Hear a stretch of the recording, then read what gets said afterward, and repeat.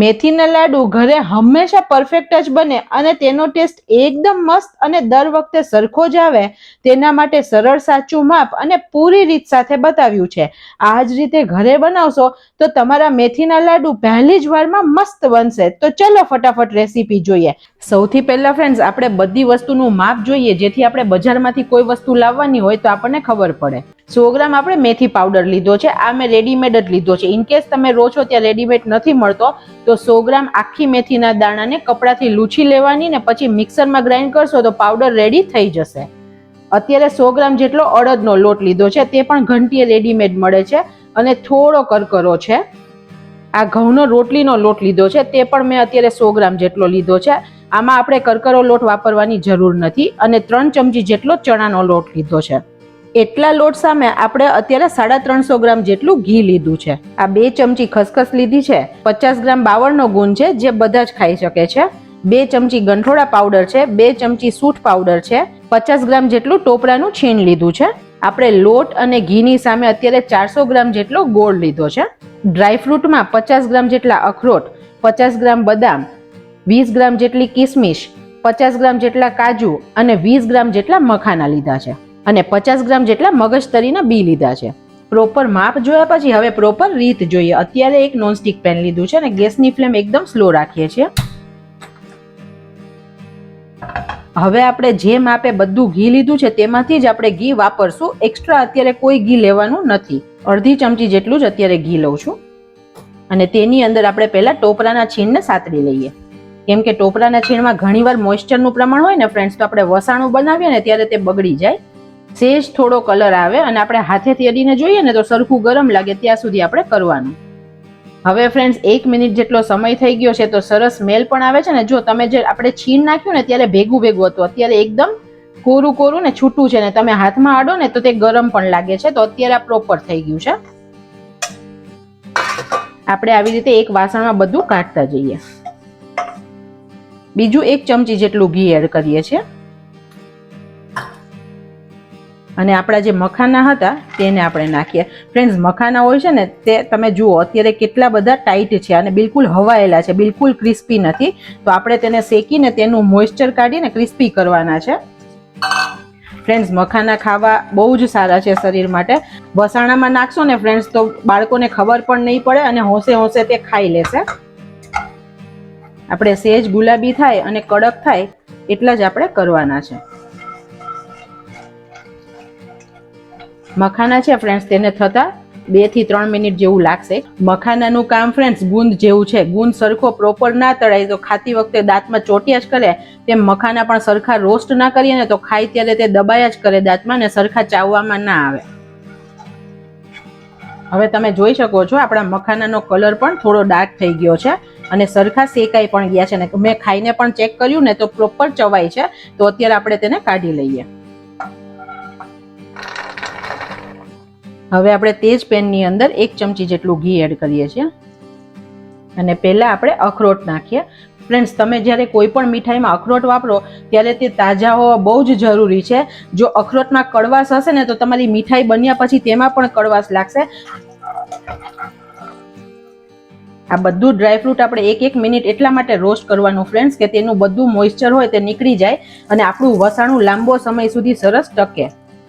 જો આમાં થોડું પણ મોઇસ્ચર હોય ને ફ્રેન્ડ્સ તો બનતી વખતે પછી વસાણું જલ્દી બગડી જાય. આપણી અખરોટ સેજ કલર બદલાય તેટલું આપણે થવા દેવાનું. ગેસની ફ્લેમ ફ્રેન્ડ્સ એકદમ સ્લો રાખવાની છે. અત્યારે ફ્રેન્ડ્સ હું જે પણ રેસીપીમાં કરું છું તે બધું તમને ડિટેલમાં બતાવું છું, જેથી તમારા ઘરે પણ વસાણું એકદમ બેસ્ટ અને પરફેક્ટ બને પહેલી વારમાં. હવે આપણા અખરોટ રોસ્ટ થઈ ગયા છે અને તેનો કલર પણ ચેન્જ થઈ ગયો છે.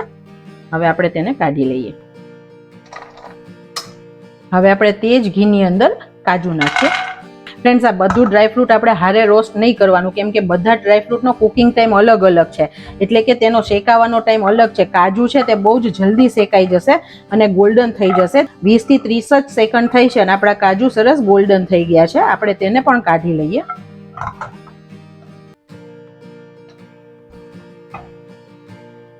હવે આપણે તે જ ઘીની અંદર બદામ સાતળી લઈએ.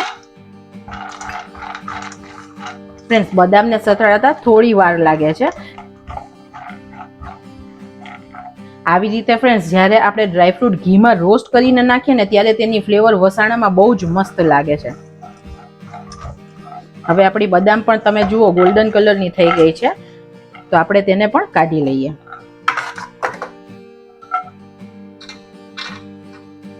હવે વારો આવે છે આપણે ગુંદ તળવાનો. તો અત્યારે 2 થી 3 ચમચી જેટલું ઘી લઈએ છીએ. ફ્રેન્ડ્સ, બહુ વધારે ઘી મૂકીએ ને તો ઘણીવાર પછી ગુંદ તળાયા પછી ઘી કાળું થઈ જાય છે ને આપણે તેનો ઉપયોગ નથી કરી શકતા. તો ઓછા ઘીમાં ઓછો ગુંદર નાખીને તળવાનું. અને ગુંદ ફ્રેન્ડ્સ તમારે ક્યાં સુધી તળવો એ પણ કહીશ. અત્યારે મારો ગુંદ છે તે એકદમ નાની કણીમાં છે, તો મેં એને ક્રશ નથી કર્યો. પણ જો બહુ મોટા ગાંગડા હોય તો તમારે મિક્સરમાં એને એકવાર ક્રશ કરી લેવાનો. આપણે એકદમ થોડો ગુંદ નાખીને તળવાનો. કેમ કે જો વધારે નાખીએ ને ફ્રેન્ડ્સ તો તે પોપકોર્નની જેમ ફૂલશે અને પછી તેને જગ્યા નહીં રહે તો તે સરખો અંદરથી ચડશે નહીં.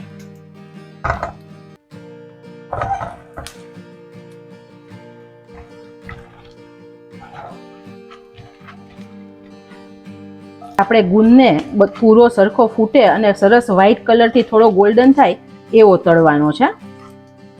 ફ્રેન્ડ્સ, અત્યારે આપણે કાઢી લઈએ ને તો થોડો કાચો લાગશે. અને હું તમને ચેક પણ કરીને બતાવીશ કે કેવી રીતે ગુંદને ચેક કરવાનો તળ્યા પછી. અત્યારે તમે જોઈ શકો છો આપણો ગુંદ બધો સરસ ફૂલી ગયો છે અને જે આ તળતળ અવાજ આવે છે ને ફ્રેન્ડ્સ, તે પણ ઓછો થઈ જશે. હવે આપણો ગુંદ તળાઈ ગયો છે, આપણે તેને કાઢી લઈએ. અત્યારે તમે જોઈ શકો છો મસ્ત વ્હાઈટ અને ગોલ્ડન કલરમાં મિક્સ તેવો ગુંદ તળાયો છે. હું તમને ચેક કરીને પણ બતાવું. હવે હાથમાં લઈને આપણે દબાવીએ ને તો સરસ ભૂકો થઈ જાય છે. આ પ્રોપર છે. જો તમને એવું લાગે કે વચ્ચે થોડી કણી છે તો તમે ફરીથી થોડો ગોલ્ડન કરી શકો છો. ફ્રેન્ડ્સ, તમને ખ્યાલ હાથેથી દબાવીને ન આવે ને તો ખાઈને પણ ટેસ્ટ કરીને પણ જોઈ શકો છો. જો દાંતમાં ચોટે તો તમારે હજી વધારે થોડો તળવાનો. આ રીતે આપણે બધો ગુંદ તળી લઈએ. વચ્ચે પછી આપણે ઘીની જરૂર લાગે તો બીજું ઘી પ્લસ કરવાનું. હવે આપણો બધો ગુંદ પણ તળીને રેડી થઈ ગયો છે. તે જ પેનની અંદર આપણે અડધી ચમચી જેટલું ઘી લઈએ છીએ અને મગજતરીના બીને શેકી લઈએ. આ પણ ફ્રેન્ડ્સ બહુ જ જલ્દી શેકાઈ જશે. આપણે તેનું મોઇસ્ચર કાઢી અને થોડા ગરમ થાય તેટલા જ કરવાના છે. ફ્રેન્ડ્સ, અમુક વસ્તુ એવી હોય કે આપણે એમનેમ નથી ખાઈ શકતા. તેનો ઉપયોગ આપણે કોઈ પણ વસ્તુમાં કરીએ ને શરીર માટે ઉપયોગી છે, પણ આપણે એમનેમ વધારે નથી ખાઈ શકતા. તો આવી રીતે આપણે જુદી રેસીપીમાં વાપરશું તો આપણે ખાઈ શકશું. જેમ કે મગજતરીના બી છે તે પંજાબી ગ્રેવીમાં નાખો તો બહુ જ મસ્ત કાજુ સાથે ગ્રેવી બને છે. આપણા બી સતળાઈ ગયા છે. ગેસની ફ્લેમ બંધ કરી દઈએ છીએ અને ખસખસ નાખીએ. ગેસની ફ્લેમ પહેલા બંધ કરી દેવાની, નહીં તો ખસખસ તરત જ બળી જાય છે. હવે આ બંનેને આપણે કાઢી લઈએ. આ બધું મિશ્રણ થોડું ઠંડુ થાય પછી આપણે મિક્સ કરી અને તેને ક્રશ કરી લઈએ. કારણ કે આપણે તેને આખું નથી રાખવાનું, તેનો પાવડર બનાવીએ. કેમ કે બાળકોને ખાવામાં આવે છે ને ફ્રેન્ડ્સ ડ્રાયફ્રૂટ, તો તે પણ કાઢી નાખે છે ને વડીલો ઘરમાં હોય તો તેને પણ ચાવવામાં થોડી તકલીફ પડે છે. તો અત્યારે આપણે આનો પાવડર બનાવી દઈએ છીએ. આપણે મિક્સીને ચાલુ બંધ કરતા પલ્સ મોડમાં ગ્રાઇન્ડ કરવાનું, જેથી ડ્રાયફ્રૂટ તેનું તેલ નહીં છોડી દે. હવે આપણા ડ્રાયફ્રૂટનું મિશ્રણ ક્રશ થઈને રેડી થઈ ગયું છે. તે જ મિક્સીની જારમાં આપણે ગુંદ પણ ક્રશ કરી લઈએ.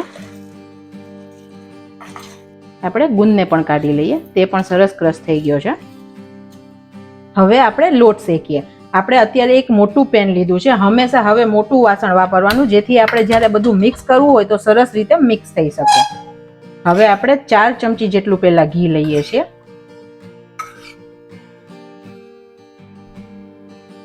હવે લોટ શેકવા માટે ઇમ્પોર્ટન્ટ છે ઘીનું ટેમ્પરેચર. ઘી ઠંડુ હોય ને તમે ડાયરેક્ટ લોટ નાખી દો ને તો લોટમાં ઘણીવાર ચીકાશ પકડાઈ જાય છે. જેવું આપણે શીરો બનાવીએ ને ત્યારે પણ થાય. તો ઘી થોડું ગરમ થાય ને પછી લોટ નાખીએ ને તો લોટ તરત જ સતરાવા લાગશે. તો ત્યારે આપણું જે વસાણું હોય અથવા જે મીઠાઈ હોય ને તે ચીકણી નહીં બને.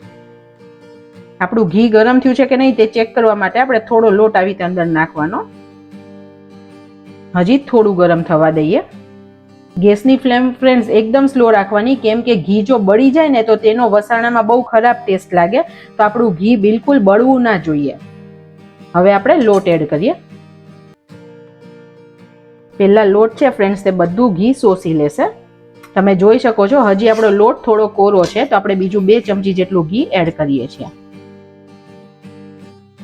જ્યારે તમને ઘી જરૂર લાગે ત્યારે તમારે ઘી એડ કરી નાખવાનું. લોટ પહેલા બધું જ ઘી એબ્ઝોર્બ કરી લેશે અને પછી જેમ શેકાશે તેમ લોટ હલકો થશે. અત્યારે તમે જુઓ લોટ સરખો ફરતો નથી, આમ લોયા સાથે તે ચીપકેલો છે. પછી સરસ ફરવા પણ લાગશે, તેનો કલર પણ ચેન્જ થશે અને સુગંધ પણ સરસ આવશે. ફ્રેન્ડ્સ, આમાં આપણે કરકરો લોટ લેવાની જરૂર નથી, કેમ કે આપણે જ્યારે કરકરો લોટ વાપરીએ તો ડ્રાયફ્રૂટ ને બધાનું મિક્સર ગુંદ બધું જ કરકરું હોય છે અને લોટ પણ વધારે કરકરો હોય ને તો બહુ જ ભૂકા ભૂકા જેવું બનશે. તો અત્યારે આપણે લોટ ઝીણો જ વાપરવાનું છે. ફ્રેન્ડ્સ, વસાણું બનાવવું ઇઝી જ છે. આપણને જો તેમાં ક્યારે કયા સ્ટેપે શું વસ્તુ કરવાની અને કેટલું શેકવાનું તે ખબર પડે ને તો વસાણામાં કંઈ જ અઘરું નથી. અને આનું તો કેટલું સારું છે કે બનાવીને તમે ફ્રેન્ડ્સ એકવાર રાખો તો 1 થી 1.5 મહિના સુધી તમે ખાઈ શકો છો.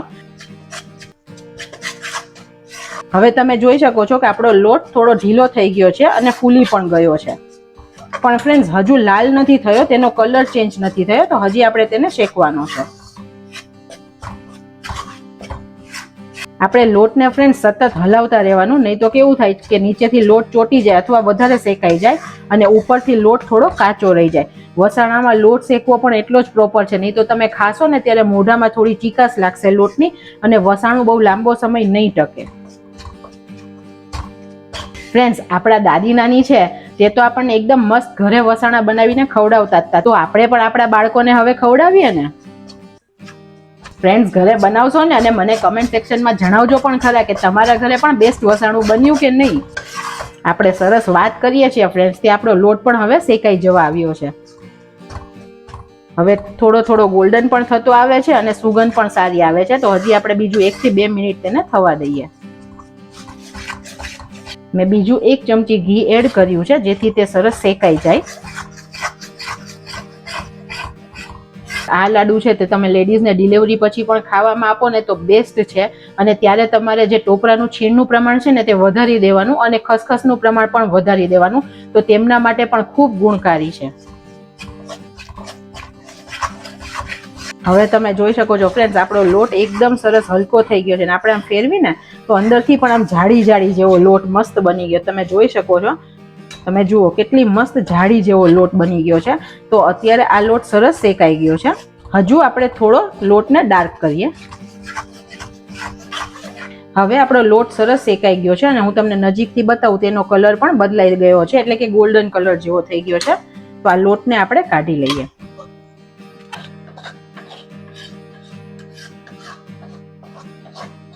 હવે આપણે તે જ કડાઈની અંદર બીજું 3 ચમચી જેટલું ઘી એડ કરીએ છીએ અને તેની અંદર આપણે અડદનો લોટ નાખીએ. ફ્રેન્ડ્સ, અડદનો લોટ અને ઘઉંનો લોટ આપણે જુદો જુદો કેમ શેકવાનો? કેમ કે બંનેનો કુકિંગ ટાઈમ અલગ અલગ છે. જો આપણે બંને સાથે શેકીએ ને તો એક શેકાઈ જશે અને એક થોડો કાચો રહી જશે, કારણ કે વધારે પડતો લાલ થવા લાગશે. હજુ બીજું 1 ચમચી જેટલું ઘી એડ કરું છું.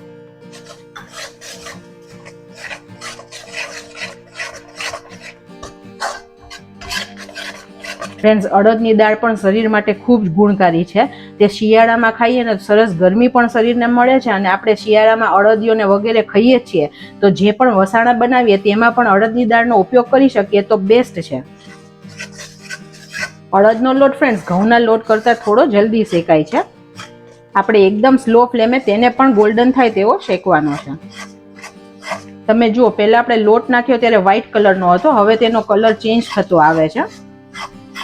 હવે થોડો બદામી ઉપર થતો આવે છે અને પછી તે થોડો ગોલ્ડન થઈ જશે અને એકદમ સરસ ફૂલી પણ ગયો છે. હવે ફ્રેન્ડ્સ, એક સ્પેશિયલ ટ્રીક કહું. ગુંદ જ્યારે આપણે તળ્યો ત્યારે ઇનકેસ કોઈ કાચો રહી ગયો છે તો આપણે અત્યારે લોટ જ્યારે ગરમ છે ને ત્યારે તેની અંદર ગુંદ નાખી દેવાનો, જેથી તે સરસ મિક્સ પણ થઈ જશે અને સરસ ફૂલી પણ જશે. જો કોઈ ગુંદર આખો હશે ને તો તે પણ સરસ શેકાઈ જશે. ફ્રેન્ડ્સ, આ બહુ જ કામનું છે.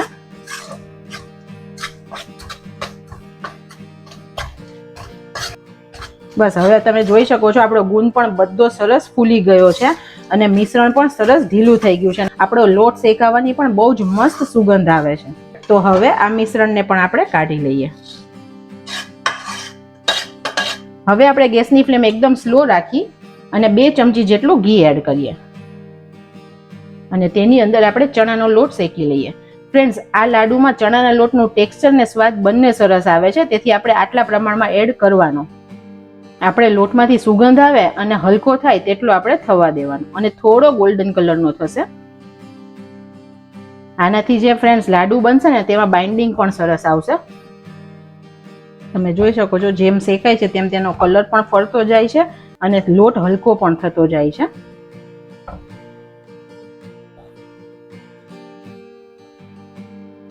હવે આપણા લોટ શેકાઈ ગયા છે તેને આપણે કાઢી લઈએ. હવે આપણું જેટલું ઘી બચ્યું છે તે બધું લઈ લઈએ અને બીજું 2 ચમચી જેટલું ઘી એક્સ્ટ્રા એડ કરીએ છીએ. હવે ઘીની અંદર આપણે ગોળને એડ કરીએ.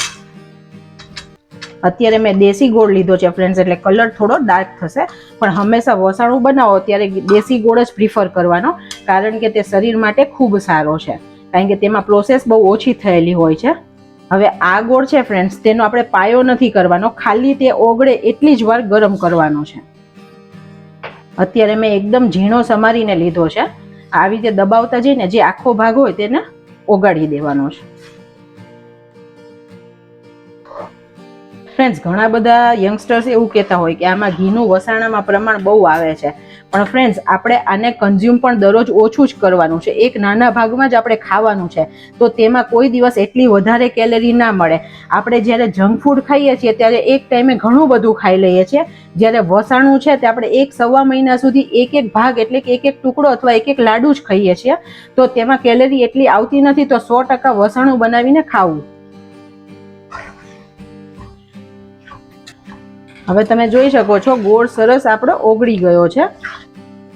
હવે આપણે ગેસની ફ્લેમ બંધ કરી દઈએ છીએ અને તેની અંદર જે મેથી પાવડર હતો તે એડ કરી દઈએ, જેથી ગરમમાં મેથી પણ સરસ શેકાઈ જશે ને ગોળ સાથે મિક્સ થઈ જશે.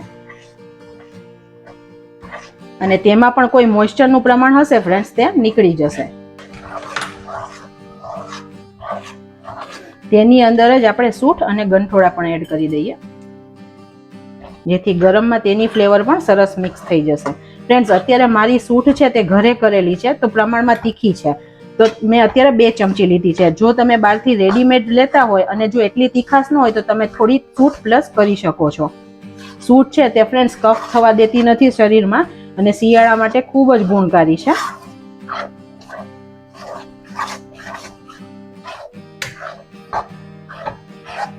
અત્યારે આપણે ગેસની ફ્લેમ બંધ જ રાખી છે. હવે આપણે જે કિસમિસ હતી તેને પણ એડ કરી દઈએ. તેને આપણે સાતળવાની જરૂર નથી હોતી ફ્રેન્ડ્સ. તેની અંદર આપણા લોટ એડ કરી દઈએ અને આપણો ડ્રાયફ્રૂટ વાળું જે મિક્સર હતું પાવડરનું તે એડ કરી દઈએ. હવે આ બધી વસ્તુને આપણે સરખી મિક્સ કરીએ. ફ્રેન્ડ્સ, ડ્રાયફ્રૂટ કોરા છે અને જે આપણે મેથી એડ કરી તે પણ કોરી હતી. જો તમને આ મિક્સ કરતા મિશ્રણ તમને થોડું ડ્રાય લાગે તો તમે આમાં ઘી એડ કરી શકો છો, પણ પહેલા બધું આપણે સરખું મિક્સ કરી દેવાનું.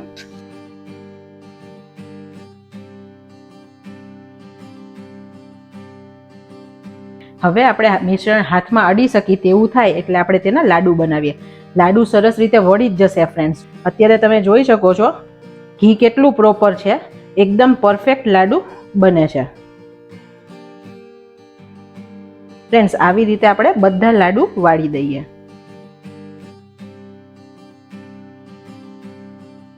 અત્યારે આપણે જે માપ લીધું હતું તેનાથી 1.5 કિલો મેથીના લાડુ બનીને રેડી થયા છે.